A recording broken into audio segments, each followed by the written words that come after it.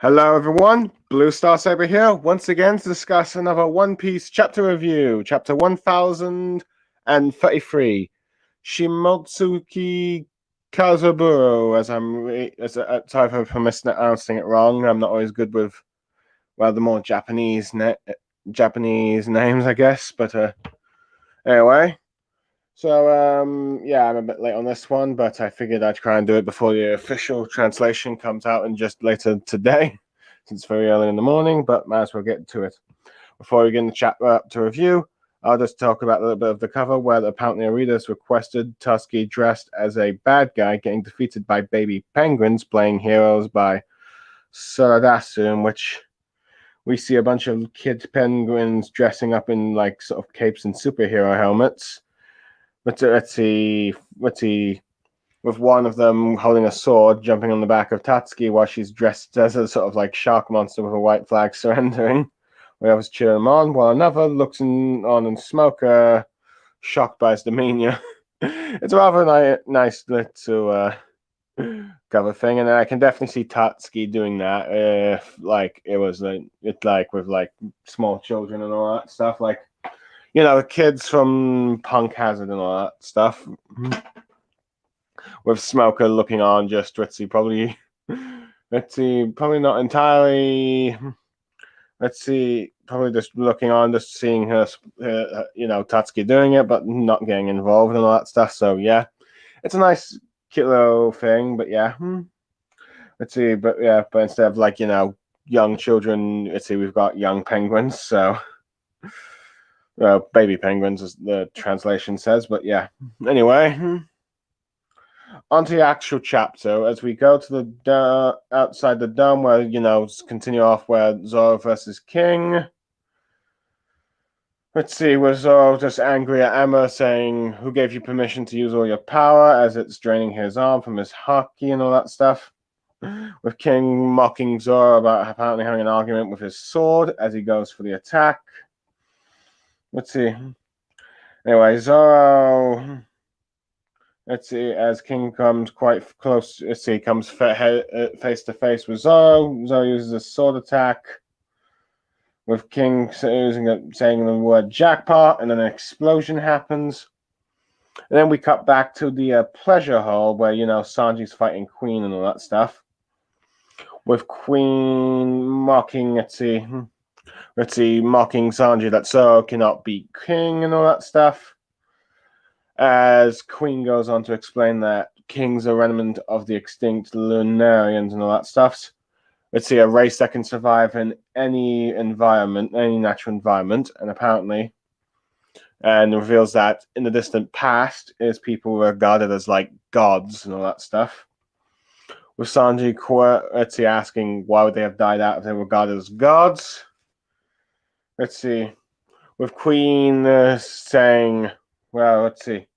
Go find a history book if you want to know and all that stuff. So, as he prepares a laser beam attack. Anyway, and we cut back to Zoro versus King. With Zoro clearly wounded if he wasn't and thinking that he would have been dead if it wasn't for his arm and hockey in time and all that stuff. If he just was a bit slower.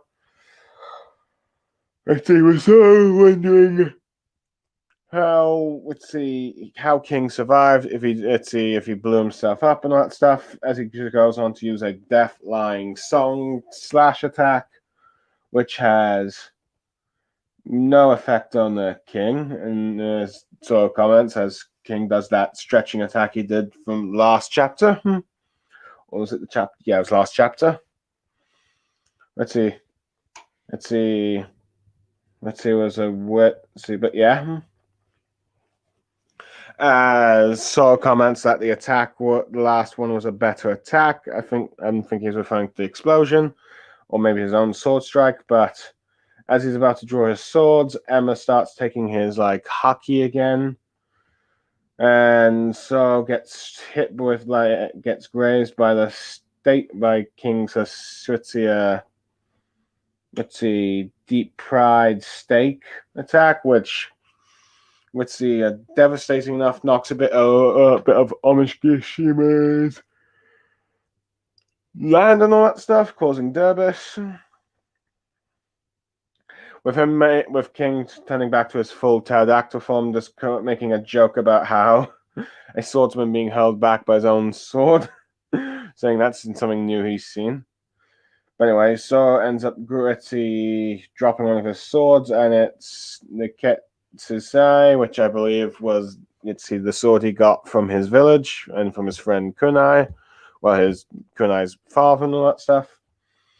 As he reaches out to grab it, just as he grab it, he ends up remembering about hold on, let me just get the Wano wiki so I can remember this character's name. I always forget this guy's name. Let's see, hold on, let's see. This person's name is Kozuki Orochi. Let's see, the Shimizu family.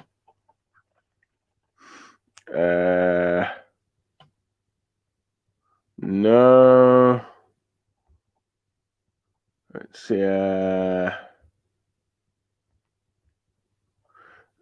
Kyuki. Oh yeah, Tenguyama Hitsu. Yeah, as he's thinking back to like apparently how that, remembering how sorry. Saying that he already wields one of his swords. Oops, new tab there. Let's see. As So thinks back to when he first bought one of the swords back from like that salesman back in East Blue, about how, let's see, with him asking if the sword is bewitched and all that stuff, and how he took it and all that stuff. But as King starts kicking Zoro and all that stuff, mocking him for just trying to die just to save his sword. We're Zoro thinking about how that last attack felt hot. We're all just happy that his sword didn't fall off Wano Ichimo. Let's see. Well, actually, I guess I must have made a mistake there. The sword that seems to have fallen off was like the one he bought from East Blue. But anyways, he's thinking about, no wait, or maybe I'm wrong. I'm getting confused with the swords now. Sorry about that. Anyway, so I was reaching out from a sword, which I definitely think is probably the one from his like mentor and all that stuff, asking if he could have the sword so he can keep the promise to the kunai and all that stuff.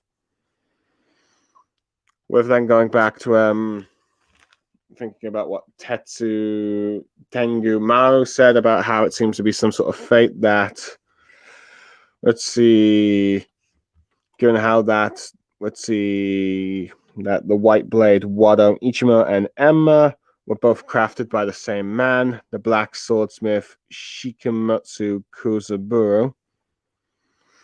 We're sort of wondering why this is all coming up so sudden, as he's now starting to,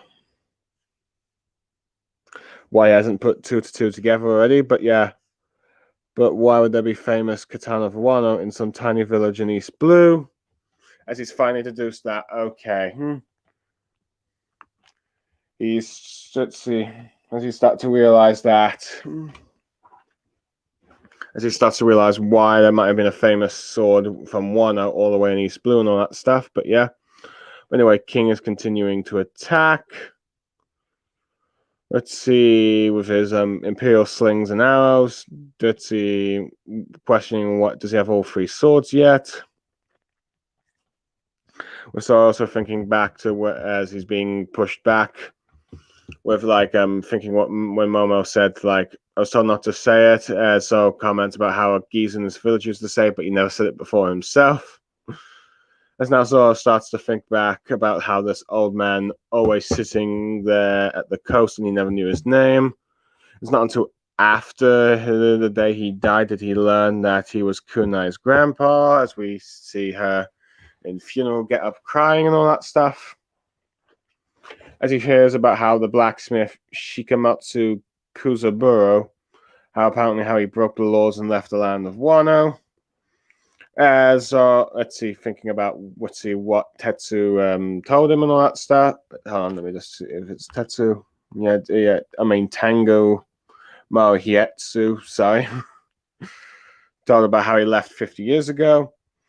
As Zoro starts having a flashback about 13 years ago in East Blue, with seeing all that stuff from his home village, seeing people train. As it appears that Kunai's grandpa is saying, yes, Sanachi, it's a magic work that summons strength into your heart. With Zoro going like, well, that sounds weird, I don't need it. As he asks old man if he is like a samurai or not, as everyone's in the dojo saying it. However, the old man in the village, as he's introduced, that we know probably who he actually is. You know, the member of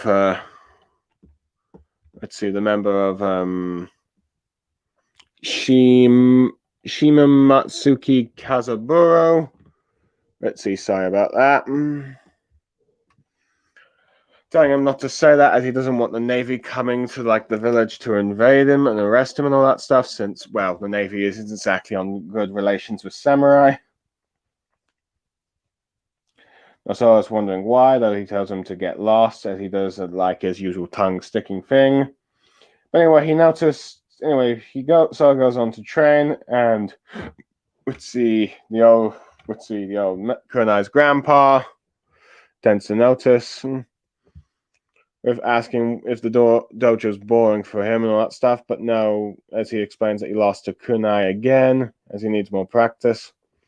And it seems like Kunai's grandpa ends up making swords for Zoro, and he's wondering why he's doing this, as he can't pay for them.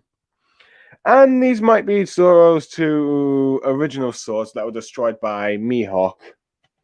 So that might be a nice continuity there, but I don't know, it's been a while since I need to look at the old volumes and see the designs for them and all that stuff, so there's that. No granted details Zoro that those swords are crap and all that stuff.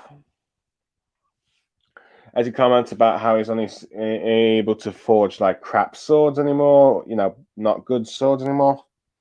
So he tells him to use them in practice if he wants. And he ends up explaining how a sword is like a kitchen's knife, but for murder. They're created to kill people. And apparently a blacksmith hones his craft to, make the weapons better at killing and all that stuff, with Zoro going yikes at the words. Let's see.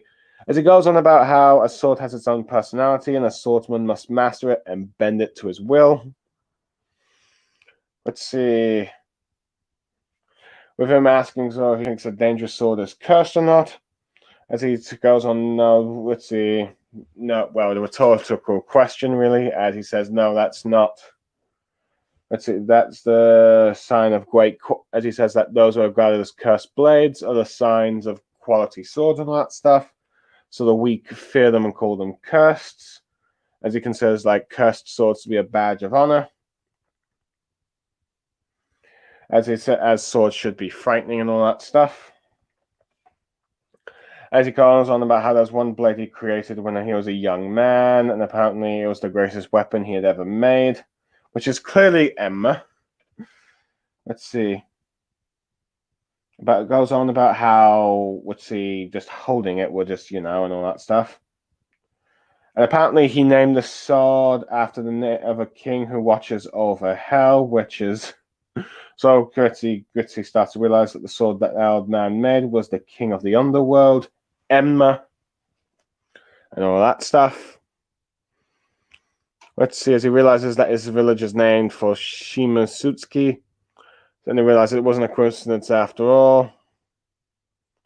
As he remembers how Gritty kids say how the village was built by pirates and all that stuff, and then thinking about what the guy said, Hietsu said about, the old man leaving 50 years ago. As he realized that the old man was a samurai of Wano, and he was the blacksmith called Shimonsutsu Kazaburo. Let's see, as he ends up, as he hears more about, as he thinks more about his words about how a great blade can see into you and all that stuff. And remember what the salesman said about how a sword chooses its wielder. Thinking how Zoro realizing that Emma came to him and chose him so it could test him and all that stuff.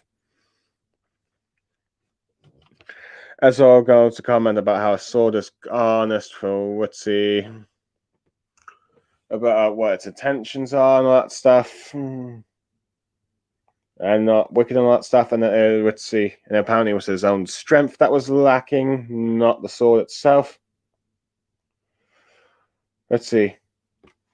We're still commenting on that even with so much hockey being drained away, Oden managed to wield it as though he was light as low as Emma was light as a feather, as he's asking at that. Anyway, more beast pirates arrive. Let's see, to try and take out Zoro and all that stuff, since apparently, let's see, as an opportunity to try and get promotion and all that stuff.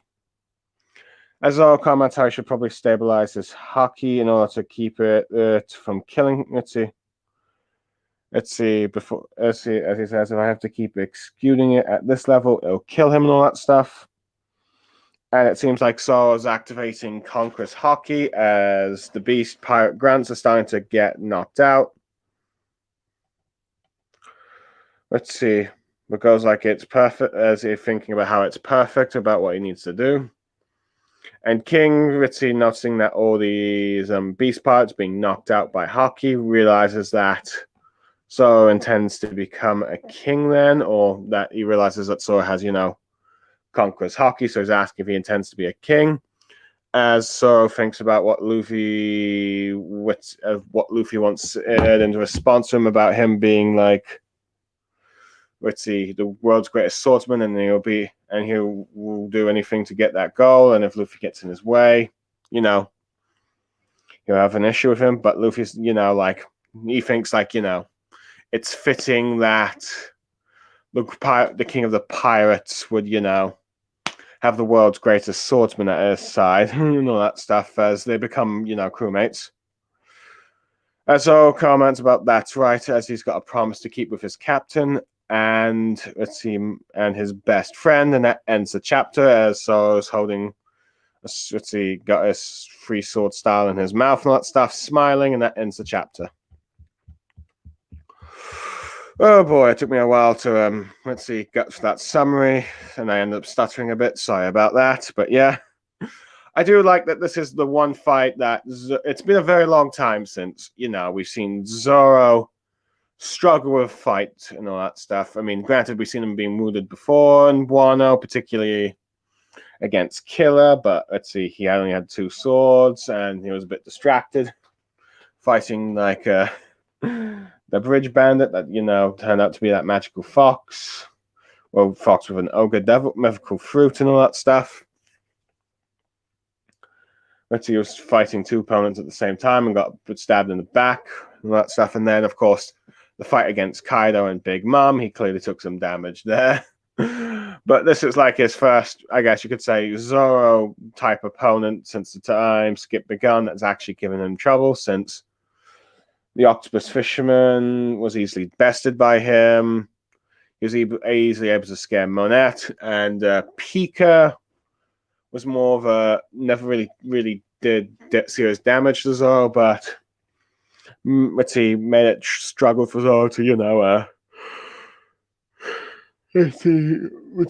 find him and find him, defeat him in a bit due to his stone abilities, not to mention how big he made himself, all that stuff. But yeah, here we finally see Zoro, struggling against a massive opponent, which we have seen a bit before, but he's due to the fact that Emma is, taking his hockey, he's vulnerable, and King's taking it to his advantage, which I do like how King seems to be mocking Zoro for apparently having an argument with his own sword, and then going why are you risking your life for saving some swords, but to be fair, that is in Zoro's character to risk his life to, save swords and all that stuff, and yeah. Anyway, I do like how the majority of this chapter is focused on Zoro, but there is this one bit with like Sanji talking to Queen, as this is more of just exposition. Let's see Queen. Let's see King's race, about how we learned the Lurarians are now like about just pretty much extinct, with possibly King being one of the only few, if not the only survivor. Apparently that his race is capable of surviving in any environment, so that's natural. So yeah, so it's not just a flame tribe, I guess. So it seems like any environment, so he can survive in volcanoes, snow, the sea, I guess, maybe, but yeah. And the fact that in old and distant past, his people were regarded as gods, that does make the question that we're probably all wondering, like, how did they die out if they were regarded as that? But of course, Queen isn't going to tell him. So we're probably going to get more of that. With like Zoro's fight against King. I do like how Zoro keeps trying to use his sword attacks to work on King, but has no effect, while he starts to seem to doubt himself and all that stuff, as Emma still continues to take his hockey and all that stuff. And so I starts thinking back about every sword, his other two swords, the one that was made by Tama's mentor, and one that he got from the cursed shop, and the one where he got from his mentor, and realized that he's finally connected the two dot to dot pieces with takes a while for Zoro, I guess, but he realizes that why his swords all seem to have a connection to Wano, particularly the one he got from Kunai's sensei, and Kunai's father and his master and all that stuff, and realizes that Kunai's grandpa left Wano to come to East Blue, founded the village, and and left the sword for his family there and all that stuff. And it's interesting to learn how Zoro interacted with this man and all that stuff, where when he learned, when he was asking him is he a samurai and all that stuff, and he tells him no, as he doesn't want the Navy finding out, which makes sense, as the Navy are not fond of samurai, since they're not a part of the world government and all that stuff. But yeah, but I do like how we got how casually Zoro goes the whole Sanachi saying when it's been explained to him, saying that, well, it sounds weird, so he's not going to use it. But yeah, so it's funny. And I do like how Zoro just sticks his tongue when the samurai tells him to mind his own business about the whole Navy and the samurai thing. But I do like how these two seem to sort of give a sort of bond a bit. Granted, I do find it weird how this samurai, this old, Kunai's grandpa has given Zoro, swords to, help beat his granddaughter. But he did mention that they're not good swords anyway, as he's gone to his ripe old age. He can't make a good one, but yeah. But I do like how he seems to have a philosophy about how every sword seems to have a personality, especially the strong ones with all the names and all that stuff. And the reason why they're only called cursed is because, well, weak swordsmen fear them and all that stuff. So yeah. So in his mind, the swords are not cursed; they just have personalities, and they only judge, and the strong ones only judge the best swordsman to wield them, which, as we know, Zoro matches that case with every sword he's wielded and all that stuff. So that's nice, and it's interesting to learn how the reason why the sword is named Emma, because it's named after the king who watches over hell, which I suppose is some sort of Japanese deity. I guess the equivalent of Hades, I guess. I don't know. Let me just take a look at, Emma, Japanese mythology. Emma is the god of hell who judges right and wrong after a human dies and falls into hell. Okay, this is arguably a god you probably don't really want to meet, but I guess make sure you don't do bad things. You don't end up in hell, I guess. But yeah, sorry for the yawn. Let's see, but yeah, yeah, as let's see, so it's finally put. But I do like how once he connects all the dots, he realizes that Emma is testing him. As he goes on to comment how like swords are honest and all that stuff, and they're not going to do anything wicked to you. They just test your strength, and if you don't match up to their strength, you suffer the consequences for it.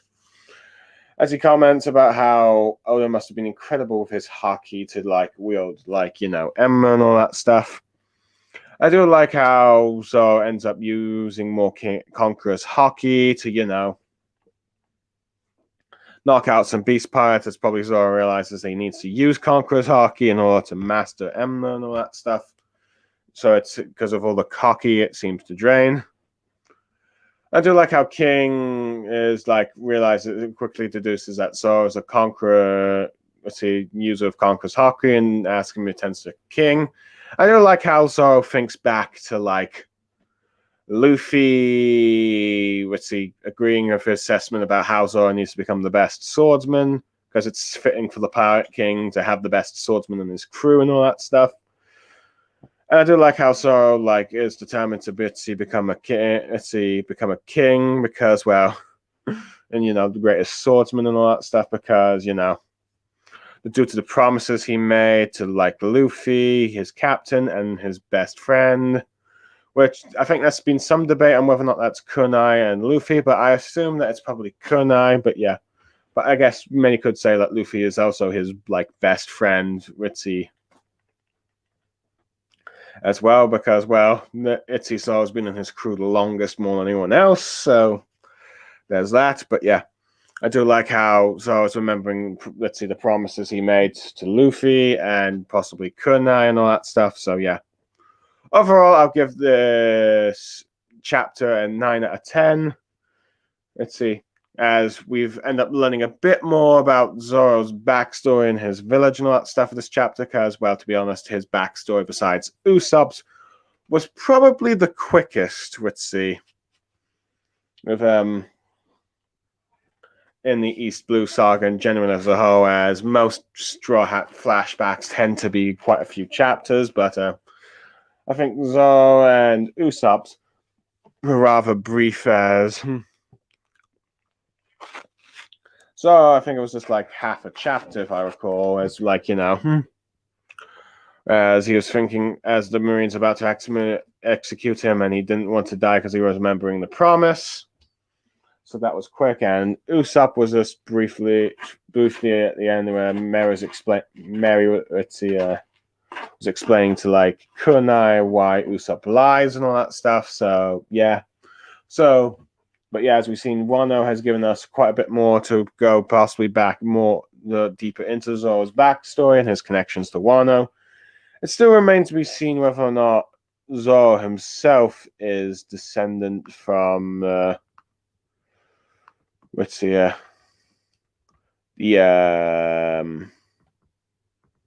let's see, hold on, let me just find the family. Yeah, the Shimimotsutsuki family or not. I mean, he does appearance-wise seem to be quite similar to a few of them, but Oda is yet made to be clear if he's part of that bloodline. If so, then he's somehow related to Kunai, so that'd be interesting how he will react to this kind of thing. But yeah. So yeah, which does make me curious that if Usopp will get more of his backstory delved in when he finally meets his father Yasopp, or heads to when he goes to Elbaf. But who knows? We'll have to wait and see. But yeah, I do like that Zoro is using Conqueror's haki on his swords, and now he seems to be determined to win against King. Anyway, let's see. I think we're probably going to at least have 2 more chapters with Zoro versus King. Let's see, all that stuff, because I'm pretty certain we need to hear more of King's backstory about the Lunarian race. And then we get that one chapter where Zoro finally, finishes off King. But yeah, we'll have to wait and see. Let's see. Later today, the official translation of this treat. The official translation for the chapter this week will come out later this day. It's pretty early in the morning here, so yeah. And One Piece is on the break next week, so who knows? I think we probably have at least maybe two more chapters left for One Piece this year, but overall, I'm looking forward to it, and I'm Blue Star Saber, signing off. Thank you for joining me, everyone, and goodbye. And thank you for joining in.